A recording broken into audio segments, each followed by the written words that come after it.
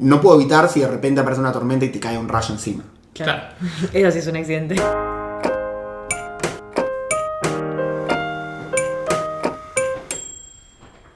Bueno, otra vez estamos de nuevo acá con una persona con la que ya habíamos grabado un episodio. Creo que una sola vez repetimos episodio, ¿no? ¿Fue con Mati? Sí, con Mati Bergman. Así que Esi se convierte en la segunda persona en repetir un episodio de Desayuno. Con Esi grabamos el episodio sobre judaísmo como cultura. Pero, además de todo eso, Esi es la coordinadora de educación y seguridad vial en Asociación MINU. ¿En qué consiste eso? Bueno, ¿qué tal? Muy lindo volver a estar acá con ustedes. Nosotros en Asociación MINU somos una ONG que promovemos la participación de las juventudes en el proceso de toma de decisiones sobre asuntos que nos afectan. ¿Sí?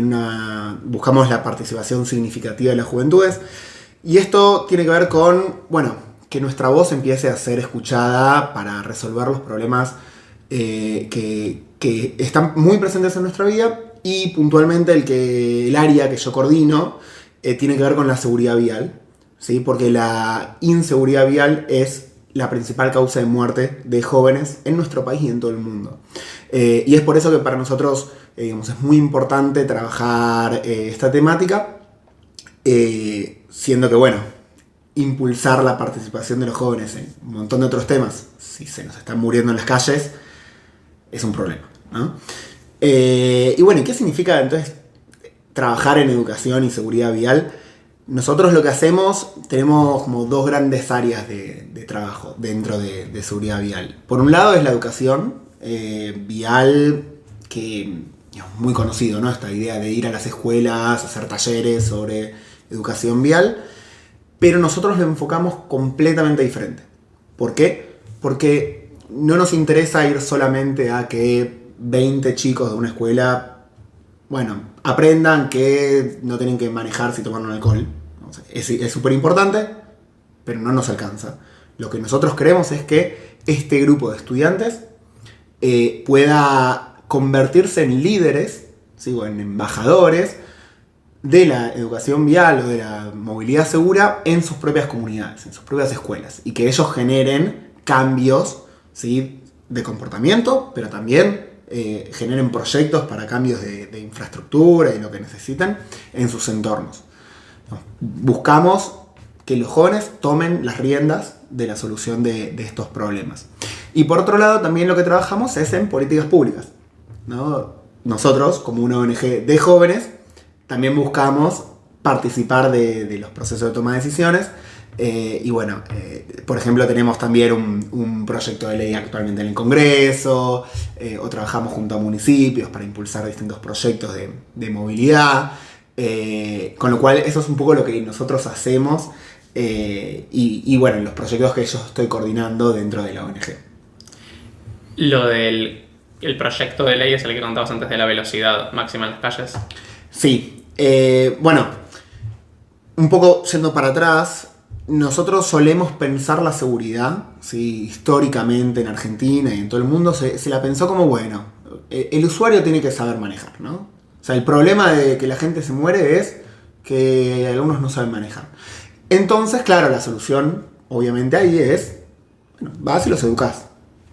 Chicos, no tienen que tomar alcohol cuando van a manejar, ¿no? No manejen si toman alcohol. O no cruces por la mitad de la calle. Respeta el semáforo. Fantástico, eso es muy importante, pero eso no alcanza. Les hago una pregunta, a ver qué les parece a ustedes. Si todas las personas del mundo respetaran todas las reglas de tránsito, ¿creen que dejaría de haber muertes en la calle? No, para mí no. Estoy tentado a decir que mínimo habría menos. Habría menos. Sí, pero no, o sea, siento que hay problemas que tienen una raíz mucho más profunda que simplemente cumplir las leyes, o sea... Claro, o sea, por ahí puede estar pensando en hay cosas... accidentes que pasan, o sea, por más que, no sé, pueda haber una falla en... Técnica en el freno del auto, claro. Freno del auto y la gente se muere igual. Por ejemplo. Y nuestro objetivo es que no muera gente en la calle.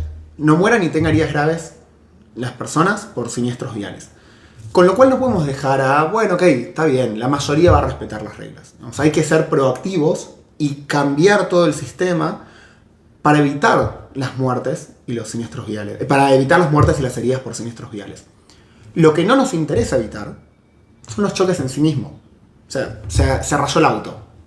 Se abolló la chapa. Ok, sí, es un garrón. Pero no es tan importante como las muertes de las personas que están atrás. ¿Sí? Entonces lo que queremos evitar es las muertes y las heridas graves. Para eso, y decía recién sistema, nosotros pensamos la seguridad vial o la movilidad en un sistema. Y hablamos del sistema seguro. Como saben, y seguro que alguna vez han hablado, un sistema contiene varias partes que interactúan entre sí y todas son fundamentales para el funcionamiento de las otras. En la movilidad tenemos 4 elementos súper básicos y uno que espera ahí para cuando todo lo demás falla, que ahora lo vemos. Pero los primeros 4 son, obviamente, que los usuarios se comporten de manera segura. ¿Estamos todos de acuerdo? Si la gente maneja sin respetar las normas, claramente vamos a tener problemas, ¿no? Eso seguro. Ahora, que el usuario sea seguro es todos, ¿no? O sea, desde el peatón, el ciclista, el conductor profesional, ¿sí? O sea, todos los usuarios se comporten de manera segura. Eso tanto para los demás como para sí mismos, ¿no? Por ejemplo, obviamente, si un conductor de moto no está usando el casco, se está poniendo en riesgo su propia vida. El uso del casco es fundamental para salvar su propia vida, ¿no? Es fundamental. Por lo tanto, es un componente que tiene que estar sí o sí. Yo no puedo tener motociclistas en la calle sin casco. Es el principal elemento que tienen. O conductores sin cinturón. Ya sea adelante, atrás, en la ruta o en la calle. Otro elemento es que los vehículos sean seguros. Nosotros acá en Argentina, esto obviamente pasa en todo el mundo, pero está súper presente en el sur global, ¿no? Que es flotas de vehículos que son un desastre, ¿no? O sea, autos que no sabés cómo pasaron la BTV, que no les andan los frenos, pero que ya sabés que no les andan los frenos. O directamente, tal vez es un auto que está bien cuidado, pero se fabricó hace 60 años y el cinturón de seguridad no anda. Y decís que justo en estos casos, más en el mundo subdesarrollado, pero porque los autos, estos justamente no son nuevos, no porque los diseños acá están mal hechos. Las dos. Okay. O sea, por un lado somos importadores de autos usados. O sea, los autos usados de Europa y Estados Unidos vienen para el sur global. Pero además, cuando cualquier empresa, cualquier fabricante de autos, no importa la marca que más les guste, tiene su fábrica en México, supongamos, y va a fabricar desde esa misma planta autos para Estados Unidos y autos para Latinoamérica, no son el mismo auto. Pueden salir lo mismo, claro, pero uno tiene muchas más medidas de seguridad que el otro. Y no estamos hablando de que el de Estados Unidos tiene detector de peatones y el de América Latina no. No, tal vez el de América Latina tiene un airbag y el mismo para Estados Unidos tiene 4, 5 o incluso 7 airbags, ¿no? Claro, quizás la calidad de los materiales también me imagino que puede ser distinta. Y me pregunto si esto es más a nivel leyes, de que acá te piden menos y en Estados Unidos y Europa más. Y sí. Okay. Sí, o sea, si la ley obliga a las empresas a hacer las cosas, las van a hacer, porque el mercado no lo van a perder. Claro. El problema es que en América Latina no les exigimos eso. No les exigimos que un auto proteja la vida del conductor. Entonces tenemos un montón de vehículos dando vueltas que son realmente desastrosos. Eso es otro de los componentes. Un tercer componente claramente es la infraestructura vial. Desde el estado de las rutas, o sea, tenemos rutas en Argentina, por ejemplo la 5 que va hacia el sur atravesando La Plata, atravesando La Pampa, que es una de las que más mortalidad tienen, porque es un desastre. O sea, todo el tiempo está muriendo gente en esa ruta, porque realmente es un desastre en su calidad, en manejar un flujo y velocidades que están pensadas como para una autovía, pero sin ser una autovía. ¿Esa es la que llaman la ruta de la muerte? Creo que, no me acuerdo ahora, pero puede ser, porque realmente es una de las que más mortalidad tienen en el país. Y es súper transitada, súper transitada. Y después, también en las ciudades. O sea, desde infraestructura estamos hablando desde que las veredas están en buen estado. ¿Por qué? Porque si yo estoy, por ejemplo, yendo en silla de ruedas y de repente tengo toda la vereda poseada, tengo que bajar el pavimento, o sea, tengo que bajar a la calzada. Personas de silla de ruedas en la calzada tienen un montón de riesgo, ¿no? Y eso es por el estado de la vereda, ni siquiera del pavimento. Tengo un pavimento lleno de pozos. Bueno, claramente voy a tener en algún momento maniobras muy extrañas que terminen generando siniestros viales. O no tengo sendas peatonales. O están despintadas. O no tengo las señales correspondientes. El semáforo no anda. La visibilidad es mala. Y hay tantas cosas que también tienen que ver con, bueno, después el resultado de los siniestros viales, ¿no? El resultado de las maniobras. Y por último, las velocidades, ¿sí? Antes decíamos, bueno, ¿qué pasa si todos los conductores manejan a la velocidad, manejan a una velocidad dentro del margen de reglas, ¿no? O sea, bueno, no deberíamos tener muchos problemas. Ahora, ¿qué pasa si yo pongo 110 km por hora en una calle enfrente de una escuela? Suena mala idea. Suena mala idea. Pero todos la respetan, ¿eh? Nadie pasa los 110 km por hora. ¿Vamos a tener problemas o no? Y suena que sí. Sí. O sea, poner Está velocidad... mal el diseño de cómo se pensó esa normativa, supongo. Exactamente. O sea, poner velocidades coherentes con el entorno es fundamental, más allá de después de si el usuario respeta o no las reglas. Para que las respete tendremos otras herramientas. Multas, infraestructura que te haga bajar la velocidad. Vamos, hay varias cosas que podemos hacer. Pero poner la velocidad correcta es importantísimo. Y acá este es un tema súper importante, pues solemos pensar, bueno, ok, ¿qué es la velocidad apropiada? ¿No? ¿Cuál es una velocidad apropiada para un espacio? Y pensamos en los vehículos. Y ese es uno de nuestros problemas. Que siempre pensamos el entorno urbano para estas cajas de metal de 2 toneladas. De hecho, hay ciudades en el mundo que no tienen ni vereda, o sea, está completamente hecha para los autos. Totalmente, totalmente. O incluso que se hace el desarrollo urbano, digamos, todo demasiado espaciado que solo puedes manejarte en auto. O sea, que no tenés otra manera de moverte. Que eso, si pensás en el sur de Estados Unidos, por ejemplo, ¿no? Cada manzana tiene un parking lot, un estacionamiento gigantesco alrededor de un local, entonces vos querés ir al local de al lado y tenés que caminar 200 metros. Mientras que acá en Buenos Aires, por suerte, querés ir al local del lado y son solo 5 metros, ¿no? Hay ciudades que no están pensadas para caminar, claramente, y eso es un gran problema. Pero incluso en nuestras ciudades, que son bastante caminables, las velocidades están pensadas para los autos. Un choque a 40 km por hora para un auto no es tanto problema. Para un ser humano es mucha fuerza. Cuando pensamos en la evolución humana, ¿para qué velocidad o para qué tipo de golpes, mejor dicho, creen que está preparado nuestro cuerpo? Y si tuviera que adivinar, creo que Usain Bolt es de los pocos que llegó a correr a 40 km por hora, así que mucho menos que eso. Pero en golpes, ¿qué golpe crees que resiste un cuerpo humano? Y si tuviera que inventar, no sé, 10 km por hora. Caerse un árbol. Claro. O sea, nuestro cuerpo no evolucionó mucho desde los últimos, no sé, 200.000 años. ¿Y qué era lo peor que te podía pasar hace 200.000 años? Bueno, que te caigas de un árbol y sobrevivís. Si te pegan con un garrote ya no sobrevivís. Claro. ¿No?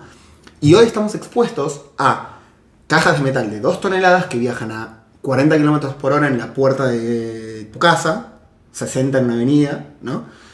Y eso no te permite cometer errores. Cometiste el error.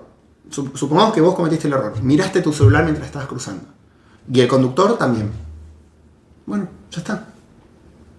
¿Qué pasó? ¿El error te determina el final de tu vida? ¿Un error? ¿Mirar el celular cuando estás por cruzar? Que está mal, pero ¿por eso te vas a morir? Bueno, el problema es que estamos expuestos a fuerzas y a velocidades que no son coherentes con nuestra humanidad. Y lo otro que podemos decir, bueno, ok, Y volviendo a esta visión tradicional de la seguridad vial. Bueno, no, está bien. El problema es que vos cruzaste mirando el celular. No, el problema es que no es coherente con el ser humano. Porque sabemos que el ser humano comete errores. Claro. La frase, errar es humano. Está buenísimo. Errar es humano, todos lo aceptamos. Te equivocaste, no sé, en una relación de pareja. Bueno, ok, qué garrón, pero cometer errores es humano. Claro, hasta que tenemos que movernos en la calle. Que ahí, no, si te equivocaste, jódete. Es por eso que nosotros, y no solo nosotros ONG, digamos, esto es algo que toda la academia y todos los gobiernos lo saben, digamos, más allá después si tienen la voluntad política de implementarlo o no, que a partir de los 30 km/h el cuerpo humano deja de resistir los golpes. Los golpes obviamente en el tránsito, ¿no? Estamos hablando de un vehículo que te atropella, por ejemplo. 30 km/h es como el punto quiebre en el que la curva de probabilidad de muerte en función de la velocidad empieza a aumentar exponencialmente, ¿no? Es por eso que, por ejemplo, en una calle, digamos, la calle donde típicamente vamos a tener personas, porque es una calle residencial, no puede ser de más de 30 km/h. 50 km/h es, digamos, la última velocidad que más o menos le da la posibilidad al ser humano de sobrevivir. O sea, ya 60 km/h, que es la velocidad en las calles, en las avenidas, es casi imposible que un cuerpo humano sobreviva a ese tipo de choques. A atropellamientos, ¿no? Con lo cual no podemos tener una velocidad en una avenida que sí o sí te decreta la muerte. Porque también tenemos peatones en las avenidas. Menos que en las calles, por eso no es 30 km/h la velocidad en una avenida, pero tenemos muchos. No es una autopista que no tenemos peatones. Claro. Entonces por eso hablamos de 30 y 50 km/h. Y el proyecto de ley que justamente desde la Coalición Argentina de Movilidad Segura, que une a ONGs, activistas, incluso también periodistas, funcionarios y instituciones locales, internacionales, universidades, digamos, un montón de actores involucrados en lo que es la movilidad. Entre todos presentamos en el Congreso el año pasado el proyecto de ley de velocidades máximas seguras. Que bueno, como su nombre lo indica, es que la velocidad máxima sea segura, coherente con nuestros cuerpos, coherente con nuestra humanidad. Y la verdad es que nos sorprendió, pero tuvimos muy buena recepción, porque nosotros entendemos que esto no va por ideologías partidarias. Esto tiene que ver con el reconocimiento de nuestra humanidad y que necesitamos que nuestras ciudades sean coherentes con nuestro cuerpo. Y entonces ya tenemos distintos diputados de todos los partidos políticos que apoyan el proyecto de ley. Y eso para nosotros es súper importante. Es decir, che, esto no es de ideologías partidarias. Un pequeño paréntesis. Vos me acuerdo cuando me habías empezado a contar de esto hace un tiempo, que me habías dicho que mucha gente, cuando escucha esto, lo primero que te dice es: pero ir a 30 en vez de 40 me va a hacer llegar bastante más tarde donde sea que estoy yendo en auto. Pero me decías que no es tan así, ¿no? Ese es un punto genial y es buenísimo que lo traigas, porque ese es el miedo de la gente. Y la verdad es que podemos hablar un montón sobre las estadísticas y cómo realmente afecta a la siniestralidad vial y a la mortalidad por los siniestros viales, y eso es obviamente súper importante para el argumento. Pero si no se dirige el mensaje también a los miedos o a las preocupaciones de las personas, o sea, no se va a comprar socialmente esta política pública. El miedo principal es, bueno, voy a llegar más tarde. La realidad es que no tanto. ¿Por qué? Porque la velocidad de circulación, especialmente en las ciudades, es mucho menor a 30 km/h. ¿Qué significa? Vos salís, tenés que llevar a la mañana a los chicos a la escuela y después ir al trabajo. Y obviamente, si llegas tarde, es un problema en ambas ocasiones, ¿no? Tanto llegar a los chicos como llegar al trabajo. Pero todos están haciendo más o menos eso al mismo tiempo y por eso tenemos horas pico. En la hora pico la velocidad de circulación es bajísima. O sea, cambiar el límite de velocidad no te afecta a la velocidad de circulación. Cuando no es hora pico, lo único que hace es limitarte que vos no puedas pegar aceleradas. O sea, tenés, no sé, toda esta calle, 100 metros, y que vos no llegues a 40 en estos 100 metros, por si alguien llega a cometer un error y te encontrás con un peatón o con un ciclista o un motociclista que tiene el cuerpo descubierto. Ahora, igual en la esquina vas a tener que bajar la velocidad. Con lo cual, no es tanto el tiempo en el que tenés diferencia de velocidad. Cuando vas a 40 aparte, tenés menos percepción de las maniobras de los demás vehículos. Obviamente, cuanto más velocidad, más se va complejizando eso, ¿no? Pero de 30 a 40 tenés menos percepción de las cosas, con lo cual tardás un poco más en maniobrar si un auto salió de estacionar o puso las balizas de golpe para meterse. Todas esas cosas son las que realmente te ralentecen la circulación. Claro. Llegar a la esquina y que cambie el semáforo, que los vehículos hacen maniobras extrañas, que el tiempo que te cuesta tipo acelerar y frenar, ¿no? Todo eso es lo que termina realmente haciendo que llegues un poquito más tarde, no tanto la velocidad máxima en sí misma.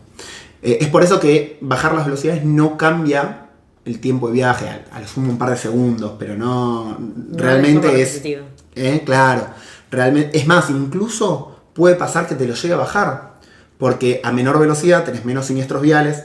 Menos siniestros viales significa menos veces que te van a cortar la calle en distintos lugares, mayor entendimiento de las maniobras, con lo cual más fluidez de tránsito. En algunos casos puede llegar a tener incluso reducción del tiempo que te lleva. Y después otro de los miedos muy relacionado con esto tiene que ver con, bueno, ok, pero ir más lento me va a costar más plata, ¿no? Porque mi auto está preparado para ir más rápido.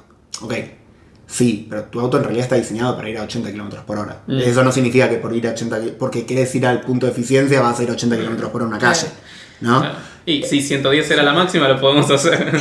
Claro.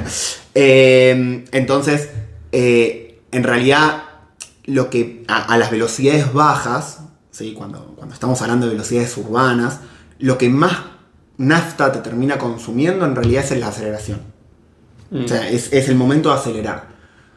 Y si estás yendo a 40, por lo tanto tenés más veces que vas frenando por maniobras raras de la gente, y todo lo que hablábamos antes que genera congestión, es más veces que tenés que andar acelerando de 0 a 40, de 0 a 40, de 0 a 40. Si vos tenés velocidades más bajas, más estables, o sea, con una circulación más fluida, tenés menos de esas aceleradas. Con lo cual al final terminás hasta ahorrando plata en combustible y con todos los beneficios que tiene para el ambiente eso, ¿no? O sea, claro, menos consumición de combustibles, es menos ruido, es menos polución del aire, o sea, un montón de beneficios. Y cuando hablamos de este tipo de proyectos es claramente pensando en lo que hablamos antes del sistema seguro, ¿no? Puedo tener conductores que manejan fantástico, y peatones que no cruzan mal nunca. Y puedo tener calles en fantástico estado. Y puede ser que tengamos autos de buena calidad siempre, y que pero si tengo puestas velocidades que no permiten el error humano, al final todo el sistema se me desmorona. Y en Argentina, el año pasado, en 2023, tuvimos 4.369 muertes por siniestros viales. Esos son 13, 14 por día. 13 muertos por día en Argentina, de la cual la mitad suceden en las ciudades. Bueno, claramente tenemos que trabajar sobre el sistema seguro en nuestras ciudades, ¿no? Obviamente en todos lados, ¿no? Rutas también, pero bueno, este proyecto va apuntado hacia las ciudades, hacia donde tenemos los usuarios más vulnerables, peatones, ciclistas, motociclistas, con su cuerpo descubierto. Y desde la Coalición Argentina de Movilidad Segura, que desde MINU impulsamos desde 2023, es como nuestro principal proyecto, porque la velocidad es transversal a todo lo demás. Si yo me distraigo con el celular a 10 km por hora, el daño que voy a hacer es mucho más bajo que a 100. Claro. Lo mismo pasa entre 30 y 40.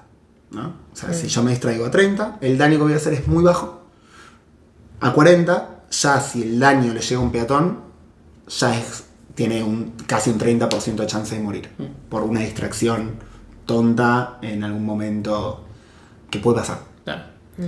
Me dejaste con intriga. Antes cuando merendábamos me empezaste a contar y dijimos, no, contalo en el episodio mejor, que no es lo mismo hablar de un accidente que de un siniestro. ¿Cuál es la diferencia? Bueno, obviamente estamos súper acostumbrados a hablar de accidentes, ¿no? Lo escuchamos en la radio, lo escuchamos en las conversaciones habituales, incluso si le contamos a alguien que tuvimos un choque, decimos tuvo un accidente.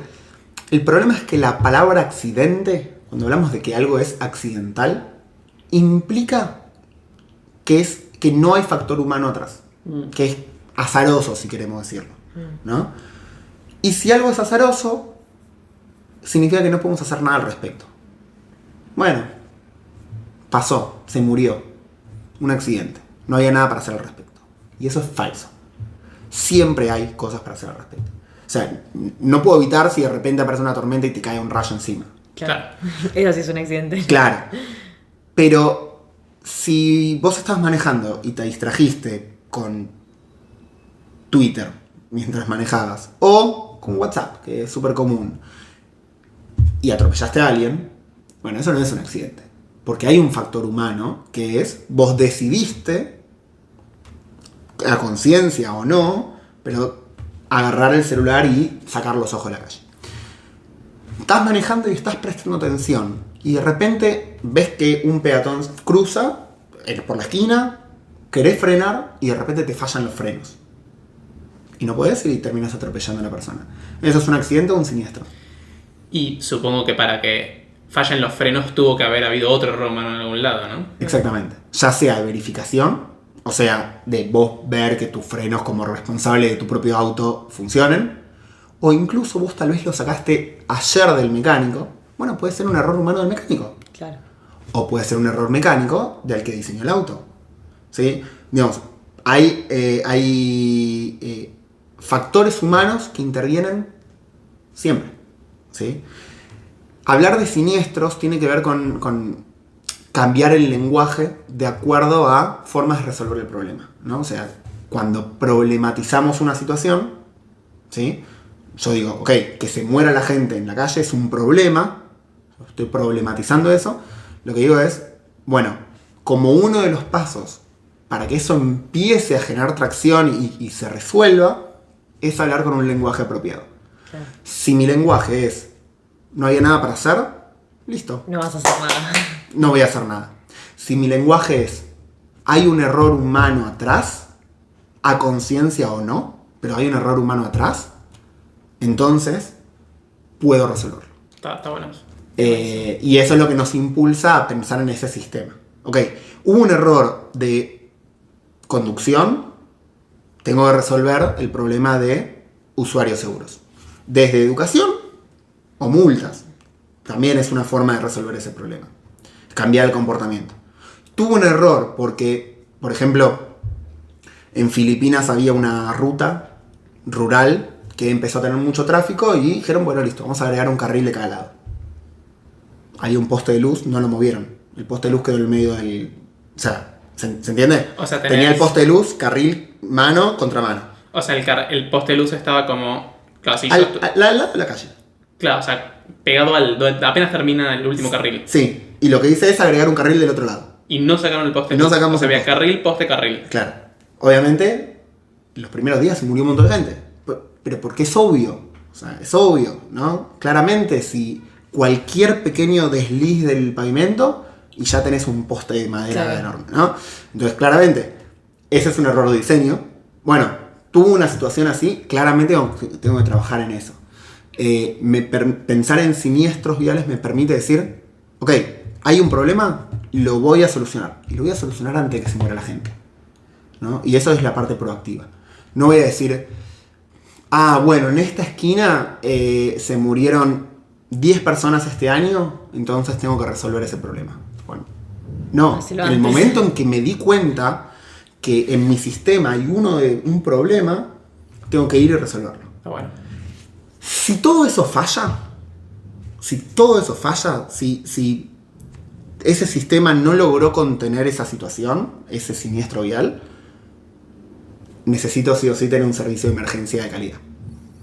Que una ambulancia pueda llegar, y pueda llevar a la persona herida a un centro de atención con características suficientes para poder resolverlo. O sea, con complejidad. Esta es la quinta parte de la que hablaste al principio. Exactamente. Okay. Esa es la quinta parte, que es la que no queremos usar nunca, porque queremos que el problema sea resuelto por los otros componentes del sistema.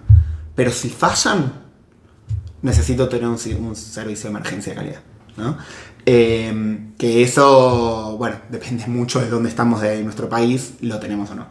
Lo mismo que los otros componentes, pero tal vez con servicio de emergencia se nota mucho.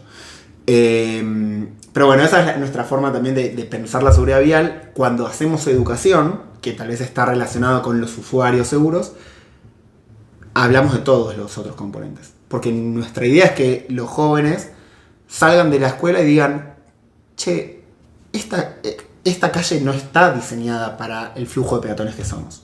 Tengo una esquina súper escondida, ¿no? O sea, con poca visibilidad.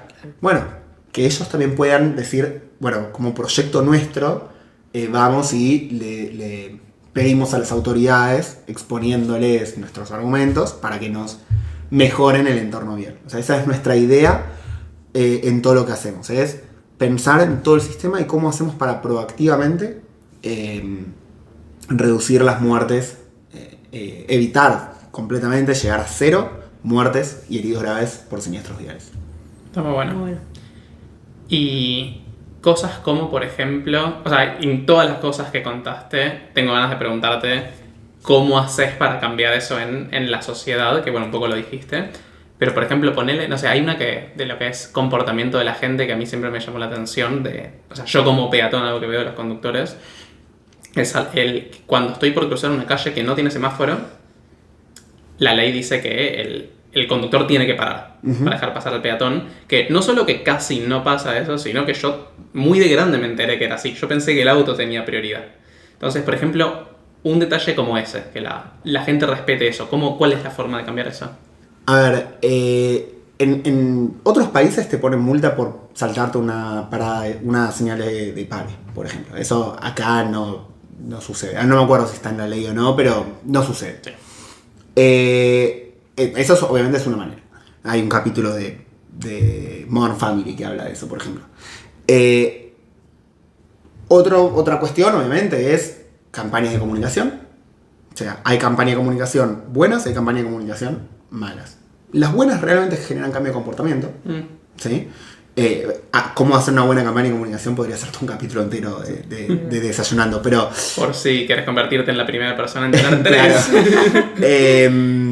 Pero digamos, una buena campaña de comunicación realmente puede generar cambio de comportamiento. Pero después, por ejemplo, en otro de los elementos, si yo hago una infraestructura que te incentiva a frenar, voy a generar un cambio de comportamiento. ¿Cómo podría hacer eso? Viste que acá en Ciudad de Buenos Aires tenemos en muchas esquinas como esas extensiones de la vereda pintadas de amarillo. Son... O sea, extensión de la vereda es como pintado en el pavimento, en amarillo, que a veces ponen macetas, otras veces ponen termoplástica, que son los palitos amarillos reflectivos. Estaba pensando en el cordón pintado amarillo, ¿no? Pero vos no, sí ya... Sí, sobre el pavimento. Lo tengo en la cabeza y no lo tenía pasado a conciencia hasta que no lo dijiste, pero bueno, sí. Cuando salgas vas a ver que está por todos lados. Por todos lados. ¿Qué son esas? O sea, no son caprichos esas pinturas. Tienen que ver con rearmar la geometría de la intersección. ¿Sí? Si vos tenés intersecciones muy anchas, vamos primero. Si vos tenés una calle muy ancha, vas a ir más lento o más rápido. Como conductor. Como conductor. Más rápido. Es una pista de carreras. Cuanto más ancho, y cuanto más ancho el carril también, más rápido vamos. Lo mismo pasa en la esquina, ¿no? Si yo tengo una esquina muy ancha, donde hay como mucho aire en el sentido de no tengo información que me obstruya visualmente, bueno, agarro la esquina rápido. No voy a frenar para dejar pasar a un peatón. Bueno, voy a frenar, porque puedo ir rápido. En la medida en que nosotros vamos poniendo más información, no carteles de publicidad, sino en cuanto a la geometría del espacio, la intención del conductor de ir rápido, de agarrar rápido esa esquina, baja. Psicológicamente, o sea, ni siquiera es una decisión consciente. ¿Qué significa? Si yo, por ejemplo, tengo carril de estacionamiento, un carril de estacionamiento, o sea, 3 en total. En la esquina no se puede estacionar, ¿no? Estamos de acuerdo. Con lo cual vos venías de un carril y de repente tenés un montón de espacio. Porque dejó de haber autos estacionados, tenés un montón de espacio. Si vos en cambio, en vez de eso, haces que la esquina llegue hasta el lugar donde estaban estacionados, donde estarían estacionados los autos, bueno, ya no tenés tanto espacio. Claro. Seguís teniendo el mismo carril. No es que te achicaron, tenés teniendo el mismo carril, pero ya no tenés tanto espacio. Entonces bajás la velocidad.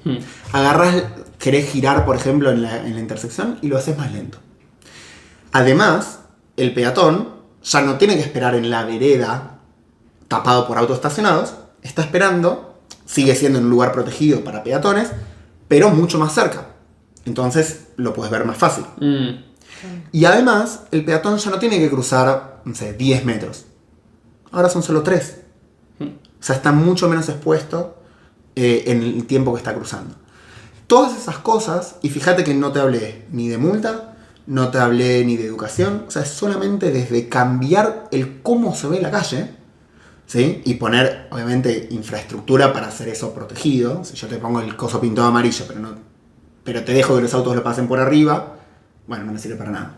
Cuando te pongo el macetón enorme, es justamente para que vos digas, tipo, no, de acá me tengo que alejar, no tengo que subirme. Bueno, cuando yo hago todo eso, cambiando la infraestructura, bueno, bárbaro. Entonces, generé un cambio de comportamiento, incluso desde estos otros componentes de la seguridad vial. Y lo mismo con velocidad. Si mi velocidad máxima es más baja, es más probable que yo frene para un peatón. Claro. O sea, eso está estudiado, hay estudios académicos, que cuando se baja la velocidad máxima, las chances de que se ceda el paso al peatón aumentan. Está buenísimo. Está bueno. Bueno, me encantó.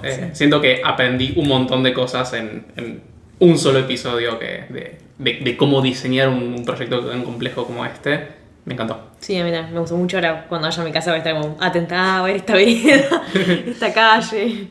Está buenísimo. Gracias. Gracias, Ceci. Bueno, un placer estar con ustedes.